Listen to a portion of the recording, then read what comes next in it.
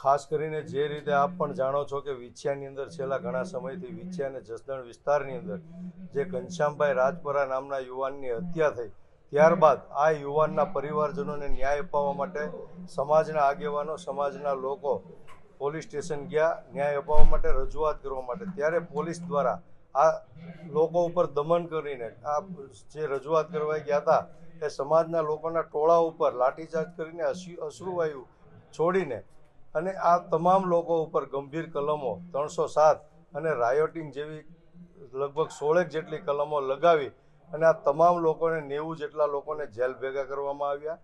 અને આ સમાજ ઉપર જ્યારે પોતે ન્યાય માગવા ગયો હોય અને એના ઉપર આવા રાયોટિંગ અને 307 જેવા ગંભીર ગુનાઓ લગાડવામાં આવે તો ખરેખર આ હાલની જે સરકાર છે, આ જે પરિસ્થિતિ છે એ ખરેખર કોળી સમાજ ઉપર અન્યાય થાય છે. આજે 38% વસ્તી ગુજરાતની અંદર કોળી અને ઠાકોર સમાજની છે, ત્યારે આ કોળી સમાજ અને ઠાકોર સમાજ ઉપર ડગલે ને પગલે દિવસે ને દિવસે અન્યાય ને અત્યાચારો થતા આવ્યા છે. અને ખાસ કરીને જે 9મી તારીખે સંમેલન થવા જઈ રહ્યું છે, આની અંદર સમગ્ર ગુજરાતના કોળી સમાજના જે આગેવાનો છે એ લોકો ઉપસ્થિત રહેવાનો છે. અને ખાસ કરીને કોળી સમાજના ઉત્થાન માટે, કોળી સમાજના સર્વાંગી વિકાસ માટે, કોળી સમાજ શિક્ષણ ક્ષેત્રે આગળ વધે, પ્રગતિ કરે, કોળી સમાજ અંધશ્રદ્ધા અને કુરિવાજોમાંથી મુક્ત થાય, કોળી સમાજ વ્યસનોથી મુક્ત થાય, આવા એજન્ડા સાથે, આવા મુદ્દાઓ સાથે આ કોળી સમાજનું સંમેલન થવા જઈ રહ્યું છે. અને ખાસ કરીને જે રીતે આ 93 લોકો ઉપર ખોટા કેસો પોલીસ દ્વારા કરવામાં આવ્યા છે, આ ખોટા કેસો પાછા ખેંચવામાં આવે અને આ તમામની ઉપરથી જે કેસો છે પાછા ખેંચી અને ખરેખર આ તમામ સમાજના જે લોકો છે એને ન્યાય આપવામાં આવે. અને જે 9મી તારીખે સંમેલન થવા જઈ રહ્યું છે, અમે જાણીએ છીએ કે ઘણા લોકો આનો વિરોધ કરે છે અને સંમેલનના એવા મેસેજ આપે છે કે આ રાજકીય સંમેલન છે અને કોઈ મંત્રીના કે કોઈ વ્યક્તિના વિરોધમાં છે. પરંતુ હું રાજુ સોલંકી, વીર માંધાતા કોળી સમાજ સંગઠન ગુજરાત અધ્યક્ષ, આપની ટીવી ચેનલના માધ્યમથી આજે પ્રેસ કોન્ફરન્સમાં કહેવા માગું છું કે ગુજરાતના ખૂણે ખૂણેથી જે સમાજના લોકો છે, જે સમાજને જેની ચિંતા, સમાજની જેને ચિંતા છે, આવા સંગઠનો, આવા વ્યક્તિઓ, આવા આગેવાનો, સામાજિક હોય કે રાજકીય, તમામ પક્ષના રાજકીય અને સામાજિક આગેવાનોને આ મંચ ઉપર ખુલ્લું આમંત્રણ છે. એમના માટે દ્વાર ખુલ્લા છે. આ સંમેલન કોઈના વિરુદ્ધમાં નથી, કોઈ વ્યક્તિના વિરોધમાં નથી કે કોઈ પણ પાર્ટીના વિરુદ્ધમાં નથી. માત્ર ને માત્ર આ સંમેલન સમાજના સર્વાંગી વિકાસ માટે, સમાજના હક અને અધિકારની લડાઈ માટે અને સમાજના ન્યાય માટેનું આ સંમેલન છે. એટલા માટે તારીખ 9મી તારીખે ખૂબ મોટી સંખ્યામાં અંદાજે 1 લાખથી વધારે કોળી સમાજના લોકો અહીંયા ભેગા થાય, ઉપસ્થિત રહે એવો અંદાજ છે. અને એના માટે ગુજરાતની અંદર તડામાર તૈયારીઓ ચાલી રહી છે. જી, ખરેખર જે ઘટના બની આપ પણ ઉપસ્થિત હતા.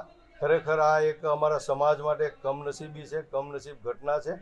માત્ર ને માત્ર આવા એક મેસેજો ફેલાવવામાં આવ્યા છે કે આ રાજકીય સંમેલન છે, પરંતુ સૌ કોઈ ગુજરાતના તમામ લોકો જાણે છે, યુવાનો જાણે છે, તમામ આગેવાનો જાણે છે કે આ માત્ર ને માત્ર સામાજિક સંમેલન છે.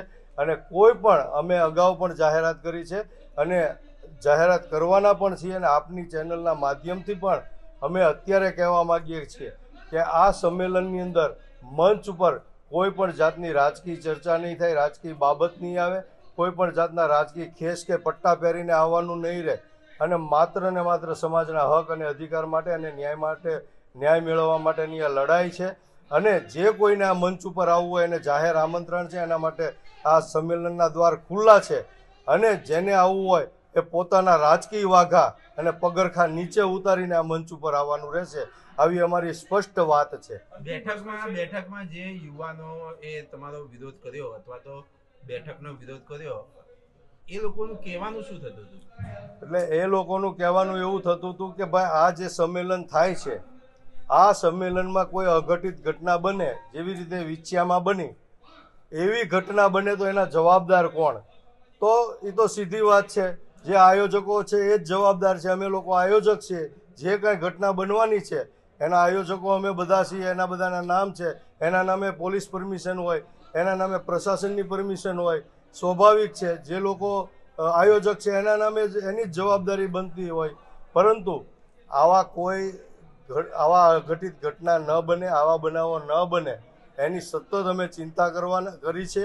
અને એના માટે પણ અગાઉથી અમે મેનેજમેન્ટ કર્યું છે, પ્લાનિંગ કર્યું છે, રણનીતિ કરી છે. કુંવરજી બાવળિયાના બાબતે કંઈ કહેવા માંગો તો એ વિસ્તાર કુંવરજી બાવળિયાનો છે. જી, કુંવરજીભાઈ બાવળિયાને ખાસ હું કહેવા માંગીશ કે ખરેખર તમારા જે સમર્થકો છે, જે રીતે આ સંમેલનને ડાયવર્ટ કરવા માગે છે, આ સંમેલનને આડા પાટે ચડાવવા માગે છે, કોઈ પણ જાતની સમજણ વગરની વાતો કરે છે, સમજ્યા વગરની વાતો કરે છે, આ સંમેલનને રાજકીય સંમેલન ગણાવે છે, આ સંમેલનને કુંવરજીભાઈ બાવળિયાની વિરુદ્ધનું સંમેલન ગણાવે છે, તો બિલકુલ હું આપની ચેનલના માધ્યમથી તમામ જે કોળી સમાજના, આખા ભારત દેશના કોળી સમાજ છે એને કહેવા માગીશ કે આ સંમેલન કોઈ વ્યક્તિગત કોઈનો વિરોધ માટે નથી, કોઈને તકલીફ પહોંચે એના માટે નથી, કોઈને નુકસાન થાય એના માટે નથી, કોઈ પાર્ટીની વિરુદ્ધમાં નથી, માત્ર ને માત્ર આ સામાજિક સંગઠન છે.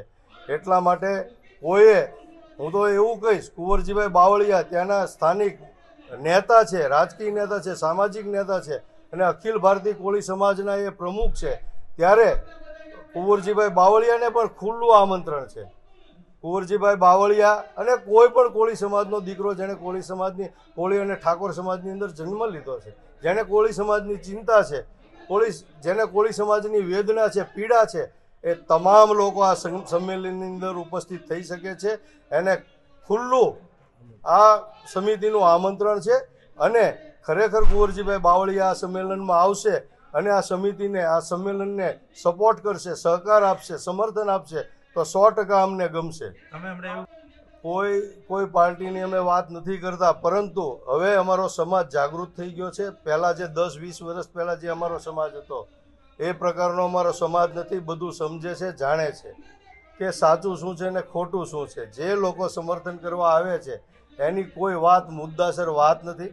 માત્ર ને માત્ર આ સંમેલનને ડાયવર્ટ કરવા માટે, આ સંમેલન છે એ નિષ્ફળ જાય એના માટેના પ્રયત્ન સિવાય બીજું આમાં કોઈ વસ્તુ નથી.